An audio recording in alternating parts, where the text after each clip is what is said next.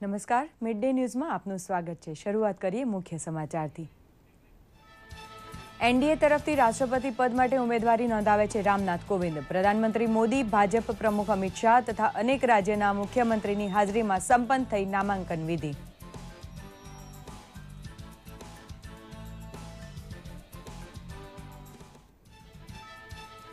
Remote sensing માટેના કાર્ટોસેટ 2 ઉપરાંત ટચુકડા 30 ઉપગ્રહનું પ્રક્ષેપણ સફળ રહેતા ઇસરોને દેશ વતી અભિનંદન પાઠવે છે પ્રધાનમંત્રી। 29 ઉપગ્રહનું અવકાશગમન વેપારી ધોરણે કરનાર ઇસરોની કાબેલિયત બને છે મોટી કમાણીનો સ્ત્રોત।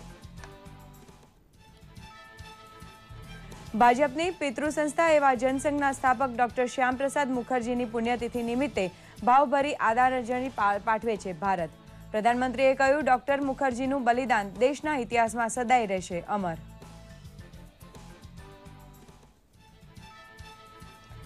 ઇન્દિરા સરકારે લાદેલી કટોકટીના કાળા દિવસોના સંભાળના યુવા પેઢી સુધી પહોંચાડવા ગ્રંથસ્થ કરે છે પ્રસાર ભારતી ચેરમેન એ સૂર્યપ્રકાશ।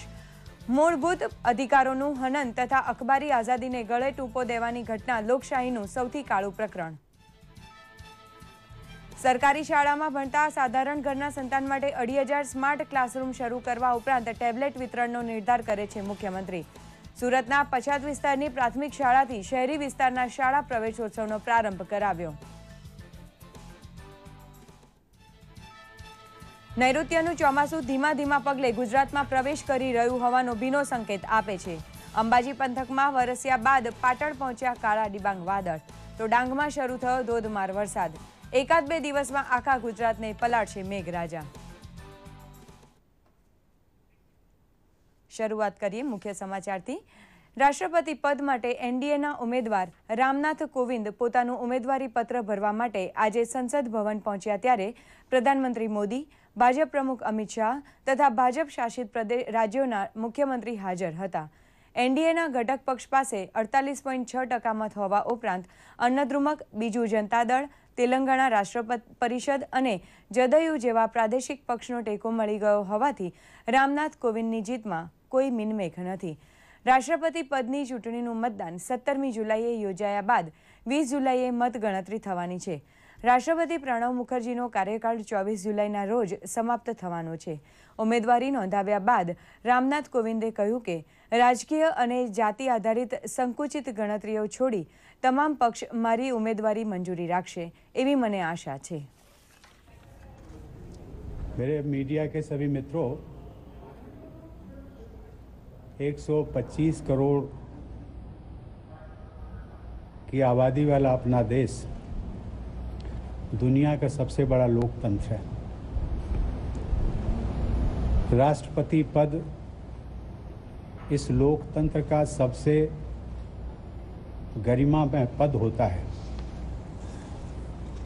भूतकाल में इस पद को सुशोभित करने वालों में प्रमुख रूप से डॉक्टर राजेंद्र प्रसाद जी, डॉक्टर राधाकृष्णन जी, डॉक्टर कलाम जी जैसे अनेक महानुभाव रहे हैं।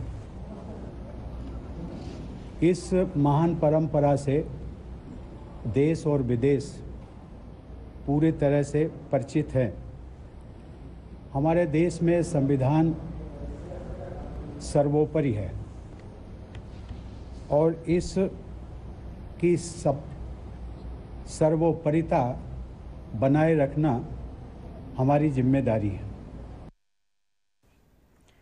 આપણા કાર્ટોસેટ 2 ઉપગ્રહ સાથે 30 જેટલા નેનો સેટેલાઇટ લઈ અવકાશગમન કરનાર PSLV-C-38 રોકેટનું સફળ લોન્ચિંગ થઈ ગયું છે। 30 પૈકી 29 જેટલા નેનો ઉપગ્રહ 14 દેશ પાસેથી આવ્યા છે, જ્યારે એક નાનો ઉપગ્રહ કન્યાકુમારી જિલ્લાની શૈક્ષણિક સંસ્થાનો છે।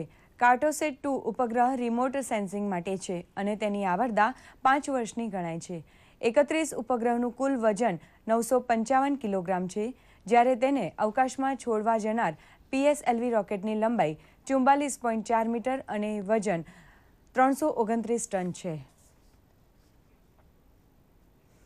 ભાજપની પિતૃ સંસ્થા એવા જનસંઘના સ્થાપક ડોક્ટર શ્યામપ્રસાદ મુખર્જીની 64મી પુણ્યતિથિ નિમિત્તે આખો દેશ તેમના બલિદાનને અંજલિ આપી રહ્યો છે.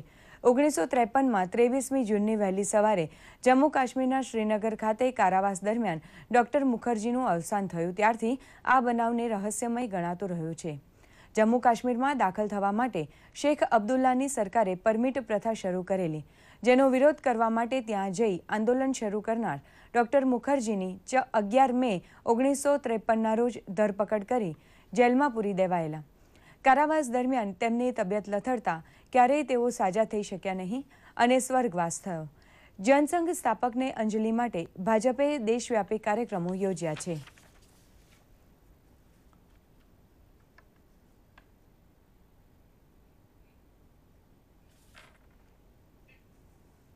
સોશિયલ મીડિયામાં ખૂંપેલી આજની યુવા પેઢીને 1975થી 1977ની કટોકટી જેવા કાળખંડનું સ્મરણ કરાવવાનો પ્રયાસ પ્રસાર ભારતીના ચેરમેન અને પીઢ પત્રકાર એ સૂર્યપ્રકાશે કર્યો છે. આખા દેશને વિરાટ જેલમાં તબદીલ કરતી કટોકટી 21 મહિના ચાલેલી, જેનો પ્રતિકાર અત્યારે ટોચના સ્થાને છે.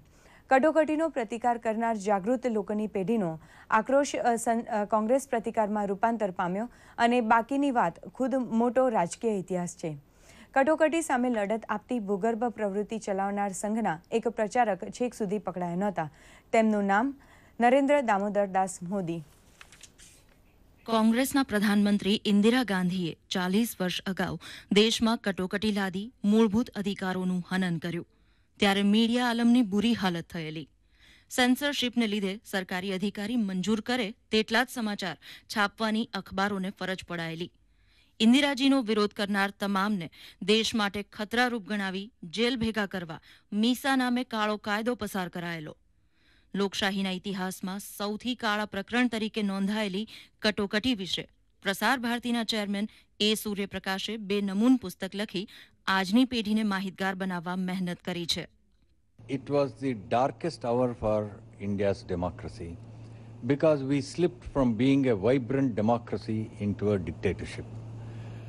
I believe I have written this book because I believe that every generation needs to know the story of the emergency. આંતરિક સલામતી પર ખતરો હોવાનું કારણ આગળ ધરીને તત્કાલીન પ્રધાનમંત્રી ઇન્દિરા ગાંધીએ બંધારણની કલમ 352(1) હેઠળ કટોકટી લાદવાનો વટહુકમ राष्ट्रपति फखरुद्दीन अली अहमद पास बाहर पड़ावेलो.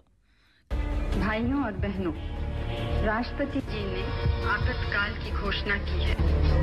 इससे आतंकित होने का कोई कारण नहीं है. The president has proclaimed emergency. This is nothing to panic about. કટોકટીનો સમયગાળો 25 જૂન 1975 થી 21 માર્ચ 1977 સુધી એટલે કે 21 મહિના જેટલો રહેલો. સોશિયલ મીડિયાના જમાનામાં જીવતી આજની પેઢીને અભિવ્યક્તિની આઝાદી ખૂંચવાઈ જવાનો અહેસાસ સુદ્ધા નથી. ત્યારે કટોકટીનો ઇતિહાસ તેમને જણાવવો જ પડે. Those who are growing up in this age just cannot imagine that there was complete censorship on the press and there were restrictions of all kinds, that all our fundamental rights had been, that we had lost all our fundamental rights during those 21 months. રાજકીય મહત્વાકાંક્ષાને લીધે લદાયેલી કટોકટીનો વિરોધ કરનાર તમામ રાજકીય વડીલને ઇન્દિરા સરકારે jail ભેગા કરેલા. Jayaprakash Narayan, Morarji Desai, George Fernandes, Atal Bihari Vajpayee, Lalkrishna Advani, Chandrashekhar, મધુ દંડવતે, રામકૃષ્ણ હેગડેના જેલવાસને લગતી વિગતો એ સૂર્યપ્રકાશના પુસ્તકમાં સામેલ છે. ગુજરાતમાં પણ સંઘ અને જનસંઘના કાર્યકર્તાઓની મોટા પાયે ધરપકડ થયેલી. છતાં જનતા મોરચાની અહીં સરકાર હોવાથી લડત આપવી સંભવ બની હતી. સંઘના તત્કાલીન પ્રચારક નરેન્દ્ર મોદી પોલીસને હાથતાળી આપી ભૂગર્ભ લડતનું સંકલન કરતા રહેલા અને કટોકટી ઉઠી ગયા પછી સંઘર્ષમાં ગુજરાત નામનું યાદગાર પુસ્તક લખેલું. નાગરિક સ્વાતંત્ર્યને ગળે ટૂંપો દેવા માટે સંસદ પાસે કેવા કાળા કાયદા ઇન્દિરાજીએ પસાર કરાવેલા તેની વિગત નવી પેઢીએ ખરેખર જાણવા જેવી છે. स्ट्रक्चर का जो जजमेंट आया उसके बाद अब बहुत मुश्किल हो गया किसी को कॉन्स्टिट्यूशनली एक तानाशाही लाने के लिए हमारे देश में. और इंदिरा गांधी भी एक दिखाव के लिए वो कॉन्स्टिट्यूशन में जितना कर सके वो करने के लिए प्रयास की, तो इसलिए 42nd अमेंडमेंट लाई थी. આપણી લોકશાહીમાંથી નાગરિક સ્વાતંત્ર્ય, અભિવ્યક્તિની આઝાદી અને મૂળભૂત અધિકારોનો લોપ કરવા માટે કોંગ્રેસની કોશિશની વાત ઇતિહાસબદ્ધ કરવા માટે પ્રસાર ભારતીના અધ્યક્ષે ખૂબ મહેનત કરી છે. દૂરદર્શન સમાચાર, અમદાવાદ. સુરતના તાડવાડીમાં આવેલી પ્રાથમિક શાળાથી શહેરી વિસ્તારના શાળા પ્રવેશ ઉત્સવનો રાજ્યવ્યાપી પ્રારંભ ગઈકાલે મુખ્યમંત્રી વિજય રૂપાણીએ કરાવ્યો હતો. સરકારી શાળામાં ભણતા સાધારણ પરિવારના બાળકો દુનિયા સાથે કદમતાલ મિલાવી શકે તેવી કેળવણી આપવાનો નિર્ધાર મુખ્યમંત્રીએ વ્યક્ત કર્યો હતો. 2,500થી વધુ સ્માર્ટ ક્લાસરૂમ ઊભા કરવાના પ્રોજેક્ટની જાહેરાત કરતા તેમણે કહ્યું હતું કે ખૂબ સસ્તા ભાવે ટેબ્લેટનું વિતરણ ટૂંક સમયમાં શરૂ થઈ જશે. કન્યા કેળવણી માટે તત્કાલીન મુખ્યમંત્રી મોદીએ દાખવેલી દૂરંદેશીને સલામ કરવાનું કોઈ વક્તા આ પ્રસંગે ચૂક્યા નહોતા. સરકારી શાળામાં ભણી ઉચ્ચ સ્થાને પહોંચેલા અનેક મહાનુભાવોનો ઉલ્લેખ કરી મુખ્યમંત્રીએ સરકારી શાળામાં ભણતા બાળકોને પ્રેરણા આપી હતી. અને પહેલા ધોરણમાં પ્રવેશ પ્રાપ્ત કર્યો છે એ તમામ બાળકોને ખૂબ ખૂબ શુભેચ્છા આપું છું. સ્કૂલમાં પ્રવેશ એ મા બાપ માટે ખૂબ આનંદનો વિષય હોય છે અને બાળકને પહેલે દિવસે સ્કૂલમાં મૂકવા જાય એનો હરખ માતો નથી હોતો કે મારું બાળક ખૂબ હોશિયાર, ડાયું, તેજસ્વી બને. આ એની ઝંખના હોય છે. બેરોજગાર મહિલા પોતાની લાયકાત પ્રમાણે રોજગારી મેળવે તે માટે સરકાર પ્રયાસ કરી રહી છે. સુરેન્દ્રનગરમાં મહિલા ITI ખાતે શ્રમ અને રોજગાર વિભાગ જિલ્લા રોજગાર ભરતી મેળાનું આયોજન કરાયું હતું. વિવિધ કંપનીના અધિકારીઓ આ મેળામાં હાજર રહ્યા હતા. અહીં કેટલીક મહિલાઓને પોતાની લાયકાત મુજબ ઓફર આપવામાં આવેલી જોબ સ્વીકારી હતી. આખા ગુજરાતમાં તમામ જિલ્લા મથકો ઉપર આવા રોજગાર મેળા યોજી 25,000 બહેનોને રોજગારી આપવાનો લક્ષ્યાંક રૂપારી સરકારે રાખ્યા છે.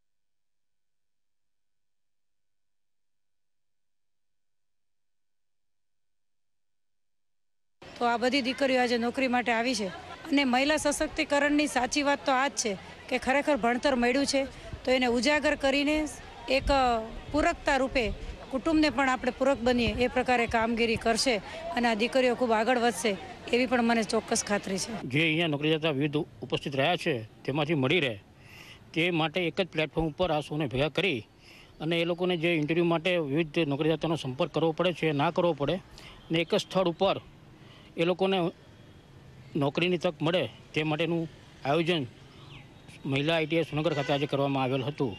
ITIમાં અમારે રોજગાર કંપનીનો યોજના હતી. તેમાં ઘણી બધી કંપનીઓ આવેલી હતી, 14-15 કંપનીઓ આવેલી હતી. એમાં અલગ અલગ બધી કંપનીમાં રોજગારમાં ચોઈસ કરવા માટેનું હતું. આગળ જતાં આપણે કંઈ પણ કરી શકીએ છીએ તે અહીંયા જાણવા મળે છે. અને અહીંયા જે આ યોજના કરી હતી એમાં જમવાનું, રહેવાનું ઘણું બધું બધી વ્યવસ્થા કરેલી હતી. ભારત સરકારનું ધન્યવાદ છે કે આવ્યા રોજગાર મેળા કરે છે. આવા રોજગાર મેળા થાય તો જેનાથી અમારો ટાઈમ અને પૈસા બધાનો બચાવ થાય. ત્યાં જમવાની, નાસ્તાની પણ સગવડ છે.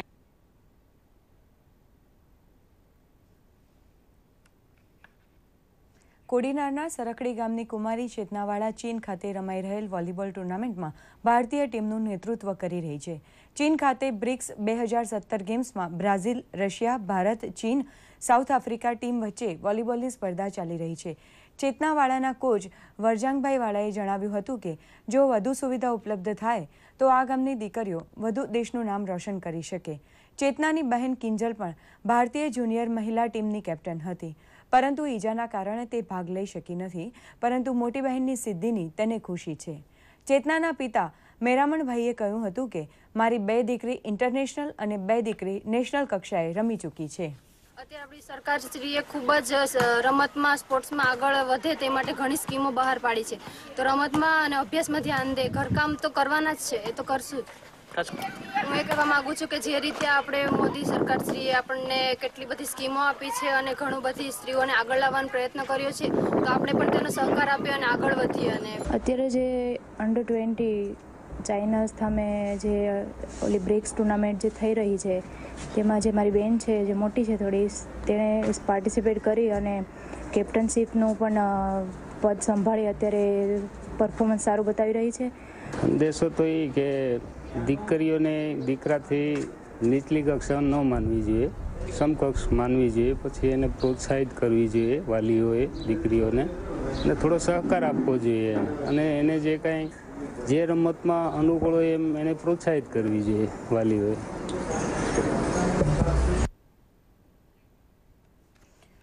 દીવ પ્રદેશમાં વરસાદની સિઝનમાં 4 મહિના માછીમારો માટે ઓફ સિઝન શરૂ થઈ છે. તેઓ આ સમય દરમિયાન સમુદ્રમાં માછીમારી કરવા જતા નથી. તેઓ આ સમય દરમિયાન પોતાની બોટનું સમારકામ તેમજ જાળીનું પણ સમારકામ કરે છે. આ સમય દરમિયાન માછીમાર સમુદાયમાં પોતાની બોટને બંદર ઉપર લાંગરે છે. આ 4 મહિના દરમિયાન માછીમાર પરિવાર લગ્ન સહિતના સામાજિક સમારોહ યોજે છે. સમાજમાં સગા સંબંધી મેળાવડા યોજીને સાથે ભોજન સમારંભ કરે છે. નાળિયેરી પૂનમ એટલે કે રક્ષાબંધન બાદ ફરી માછીમારો દરિયો ખેડવાનું શરૂ કરે છે.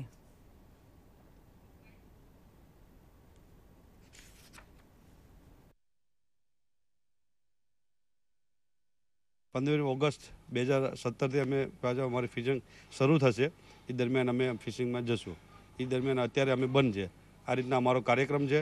3-3.5 મહિના અમારી બોટો ઉપર રહી છે.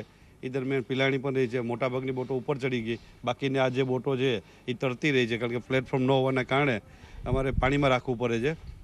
અને સિઝન શરૂ થાય એટલે આ લોકો પણ શરૂ થઈ જાય. આ રીતના અમારું 3-3.5 મહિનાનું પીરિયડ બેન પીરિયડ હોય છે ચોમાસા દરમિયાન. એમાં અમે મોટા ભાગે અમારી બોટોનું રિપેરિંગ બધું થઈ ગયું. આ રીતે કચ્છમાં સ્વાઇન ફ્લૂના કેસ વધતા અને ફ્લૂગ્રસ્ત દર્દીના મોતના પગલે સરકાર હરકતમાં આવી છે. આરોગ્ય વિભાગના નિષ્ણાતોની ટીમને કચ્છમાં સમીક્ષા માટે મોકલાઈ હતી. પેનલના 3 તબીબોએ જીકે જનરલ હોસ્પિટલની મુલાકાત લીધી હતી. તેમજ સિવિલ સર્જન તેમજ અદાણી હોસ્પિટલના તબીબો સાથે પરામર્શ કર્યો હતો. રોગને કાબૂમાં લેવા પગલાં ભાગરૂપે કચ્છની તમામ પીએચસી સુધી એન્ટીવાયરસની દવાઓ પહોંચાડી દેવામાં આવી હોવાનું જણાવ્યું છે. કચ્છમાં અત્યાર સુધીમાં સ્વાઇન ફ્લૂના કારણે 7ના મોત જ્યારે 21 કેસ પોઝિટિવ નોંધાયા છે.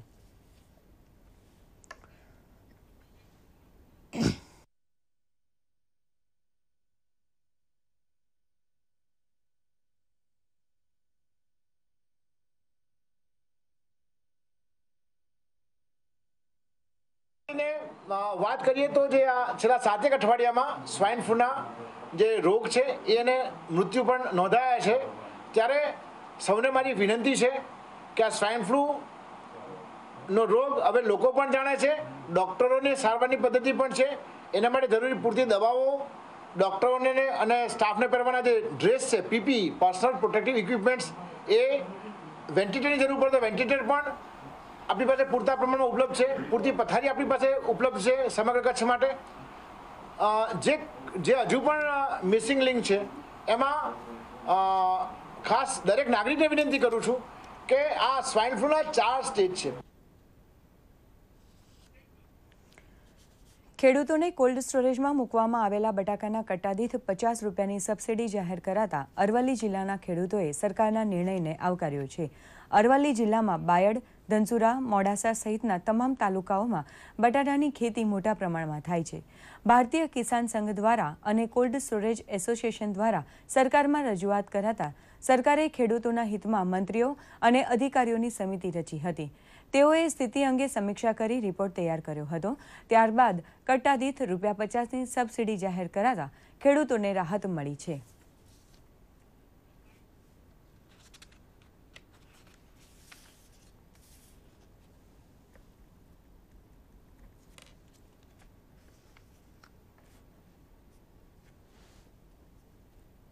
બટાકાની ખેતી કરનાર ખેડૂતોને પોષણક્ષમ ભાવ મળેલા નથી, જેથી સરકારે સબસિડી જાહેર કરેલી છે બટાકાની બોરી પર.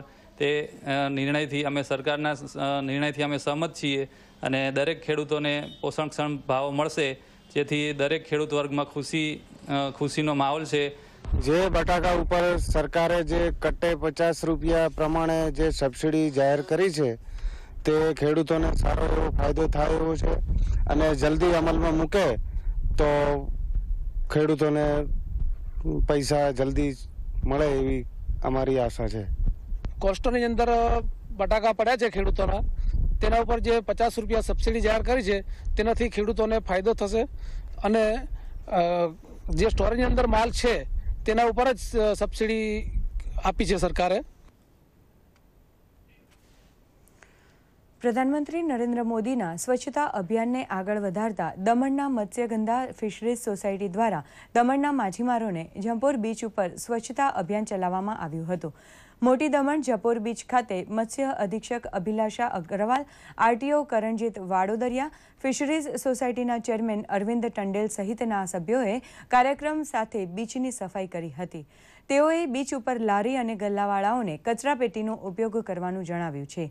અહીં કાર્યકરોએ પર્યટકોને પણ સ્વચ્છતા અંગે જાગૃત કર્યા હતા.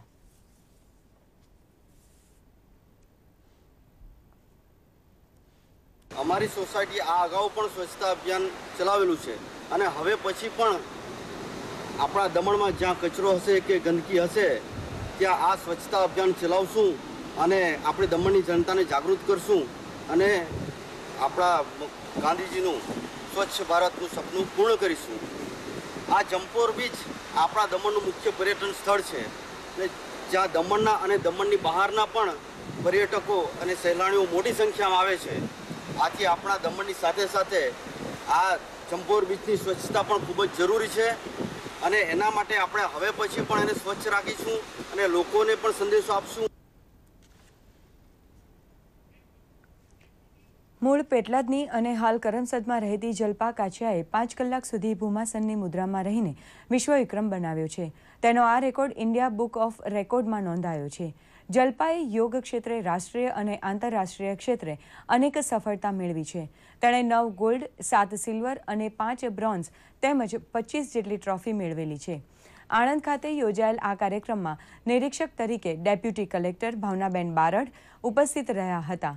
આ કાર્યક્રમમાં જલ્પાનો ઉત્સાહ વધારવા જિલ્લા પોલીસ વડા સૌરભસિંહ, સામાજિક અને રાજકીય મહાનુભાવો તેમજ યુવાનો ઉપસ્થિત રહ્યા હતા. જલ્પાએ 9 કલાક ભૂમાસન કરીને Guinness book of world record સ્થાપવાનો સંકલ્પ વ્યક્ત કર્યો હતો. જલ્પા કાછિયા જે અત્યંત સંઘર્ષપૂર્ણ પરિસ્થિતિમાંથી આગળ આવી છે અને યોગ માટે એને પહેલેથી લગાવ રહેલો છે અને દેશ વિદેશમાં ઘણી બધી સ્પર્ધાઓમાં એણે ભાગ લઈ અને મેડલો મેળવી અને ભારતનું નામ આંતરરાષ્ટ્રીય લેવલ પર પણ એણે રોશન કરેલું છે. હું 3 રેકોર્ડ તોડવા માંગુ છું, જે ઇન્ડિયા બુક ઓફ રેકોર્ડ તોડીશ, પછી એશિયા બુક ઓફ રેકોર્ડ અને વજ્ર બુક ઓફ રેકોર્ડમાં પણ હું એપ્લાય કરવાની છું અને ત્યાર પછી હું 9 કલાક આ જ પોઝિશનમાં 9 કલાક 9 મિનિટ 9 સેકન્ડ આ જ પોઝिशन હું Guinness book of world record तोड़वानी छूँ. एशिया बुक ऑफ रिकॉर्ड के लिए ट्राई करने जा रही हैं और हमारे आनंद के लिए खूब गर्व की बात है कि हमारे यहाँ पे ऐसे एथलीट्स हैं जो कि ये कर सकते हैं और मैं अपनी खूब शुभेच्छा देता हूँ जल्पा काछिया को कि वो डेफिनेटली ये कर पाएंगी, इसमें डाउट नहीं है. और ऐसे इनसे प्रेरणा लेकर और भी लोग आगे आएँ, योग में अपना महारत हासिल करें और आनंद का नाम रोशन करें. દુનિયામાં સિરામિક ક્ષેત્રે બીજા નંબરનું સૌથી મોટું હબ મોરબી ખાતે સિરામિકના કારખાનેદારો દ્વારા પોતાના ઉદ્યોગમાં માંગ પ્રમાણે પરિવર્તન લાવીને વધુ વિકાસ કરી શકાય તે માટે સિરામિક એસોસિએશનના નેજા હેઠળ મોટિવેશન ગુરુ સંતોષ નાયર દ્વારા ઉદ્યોગકારોને સફળ બિઝનેસ બનવાની ટિપ્સ આપી હતી. તેઓએ સ્પર્ધાના યુગમાં વેપાર ધંધામાં કુશળતાની સાથે આધુનિક ટેકનોલોજીનો ફાયદો કઈ રીતે લઈ શકાય તે અંગે વિસ્તારપૂર્વક છણાવટ કરી હતી. તેમણે સિસ્ટમ, ટેકનોલોજી અને મેનપાવરને સંમિશ્રિત કરીને સફળ થવાની ટિપ્સ આપી હતી. कार्यक्रम था, एक 4 घंटे का मोटिवेशनल प्रोग्राम है. इसमें धंधे वाले को बताया जाता है कि उसे ज़िंदगी भर आगे बढ़ना है तो कानून कौन से फॉलो करने हैं, क्या क्या काम है उसे करना पड़ेगा और वो कौन सा काम करना चाहिए और कौन सा काम नहीं करना चाहिए, इसका एजुकेशन देने के लिए हम लोग मुंबई से स्मार्ट मोरबी में आए हुए हैं. રાજ્યની વિવિધ શાળાઓમાં નવા શૈક્ષણિક સત્રના પ્રારંભે વિવિધ મંત્રીઓ અને પદાધિકારીઓ દ્વારા બાળકોને શાળા પ્રવેશોત્સવ કરાવ્યો હતો. બાળકોને તિલક કરી મોં મીઠું કરાવી પુસ્તકો, સ્કૂલ બેગ ભેટમાં આપી બાળકોનો ઉત્સાહ વધારવામાં આવ્યો હતો. પ્રસ્તુત છે એક રિપોર્ટ. વીવી વઘાસિયા ઘારી તાલુકાના ચલાલા સ્થિત કન્યા અને દાનેવ પ્રાથમિક શાળા ખાતે શાળા પ્રવેશોત્સવ અને કન્યા કેળવણી કાર્યક્રમમાં ઉપસ્થિત રહ્યા હતા. આ બંને શાળામાં મળીને 88 કન્યાઓ તેમજ આંગણવાડીમાં 28 કુમાર અને 26 કન્યાઓને તિલક કરી પ્રવેશ કરાવ્યો હતો. દાહોદ જિલ્લા નગરપાલિકા વિસ્તારમાં દોલતગંજ કુમાર શાળામાં પશુપાલન રાજ્યમંત્રી બચુભાઈ ખાબડે બાળકોને શૈક્ષણિક કીટ અને ચોકલેટથી મોં મીઠું કરાવી બાળકોને શાળા પ્રવેશોત્સવ કરાવ્યો હતો. તેમણે બાળકોને શિક્ષણ મેળવી સારા નાગરિક બનવાની શુભેચ્છા પાઠવી હતી. ભાભરની નવી શાળા નંબર 2માં મંત્રી શંકરભાઈ ચૌધરીએ દીપ પ્રાગટ્ય કરીને બાળકોને શાળા પ્રવેશોત્સવ કરાવ્યો હતો. આ સમયે મોટી સંખ્યામાં બાળકો ઉત્સાહિત જોવા મળ્યા હતા.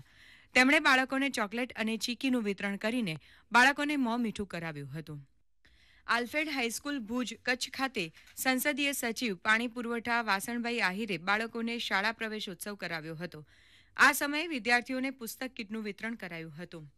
કેન્દ્રીય આદિજાતિ જસવંતસિંહ ભાભોરે ઝાલોદની ઢાળિયા કાંકરા ડુંગરા પ્રાથમિક શાળામાં ધોરણ 1માં 60 બાળકોને પ્રવેશ અપાવ્યો હતો. આ પ્રસંગે નાના ભૂલકાઓને દફતરની ભેટ આપી હતી.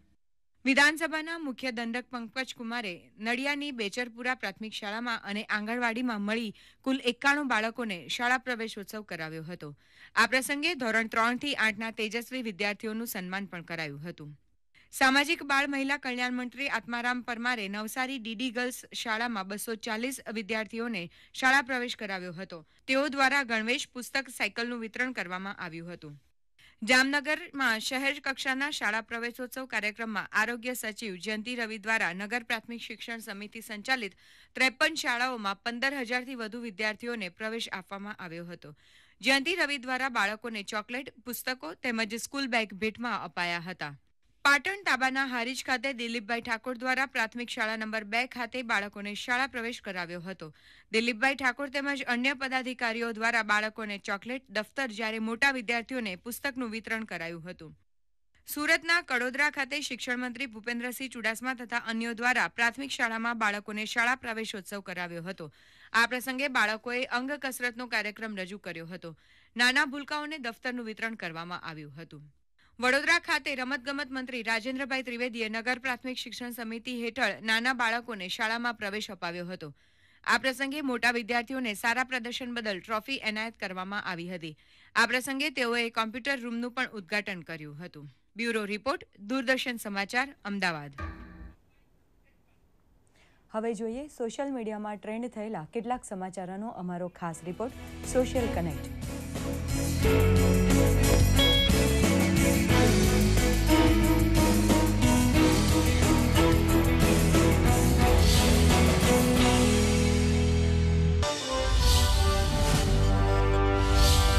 અમિતાભ બચ્ચન દ્વારા અભિનીત જીએસટી કેમ્પેનની આ એડ ફિલ્મ મુખ્યમંત્રી વિજયભાઈ રૂપાણીએ ટ્વીટ કરી છે. ये हुआ सेंट्रल एक्साइज ड्यूटी और ये सर्विस टैक्स, ये वैट और ये सेंट्रल सेल्स टैक्स और भी न जाने कौन कौन से इनडायरेक्ट टैक्सेस. तो चलिए देश की उन्नति के लिए इस टैक्स व्यवस्था को सिंपल बनाते हैं, वो भी सिर्फ एक स्ट्रोक में. जीएसटी, एक पहल देश की टैक्स व्यवस्था को सरल बनाने की.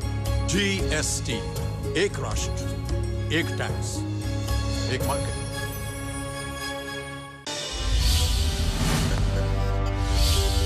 ફેસબુકે ખાસ કરીને ભારત માટે એક નવું સિક્યોરિટી ફીચર શરૂ કર્યું છે, જેના થકી ફેસબુક યુઝર પોતાની પ્રોફાઇલ પિક્ચરને ડાઉનલોડ થતા કે શેર કરાતા રોકી શકશે. આ ફીચરને શરૂ કરવા પ્રોફાઇલ પિક્ચરના સેટિંગમાં પ્રોફાઇલ પિક્ચર ગાર્ડનો વિકલ્પ જોવા મળે છે, જેને ઓન કરતા પ્રોફાઇલ પિક્ચર પર વાદળી કલરની બોર્ડર આવી જાય છે, જે એને સિક્યોર કરી દે છે.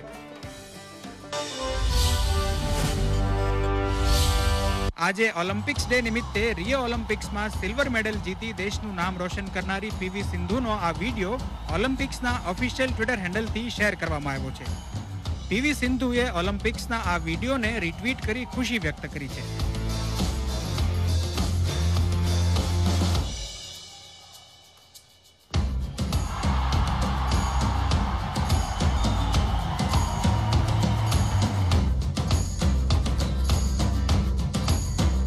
દૂરદર્શન સમાચાર માટે સોશિયલ મીડિયા ડેસ્કથી ઋષિકુમાર પંડ્યાનો રિપોર્ટ. તો આ સાથે જ મિડ ડે ન્યૂઝ સમાપ્ત થાય છે. નમસ્કાર.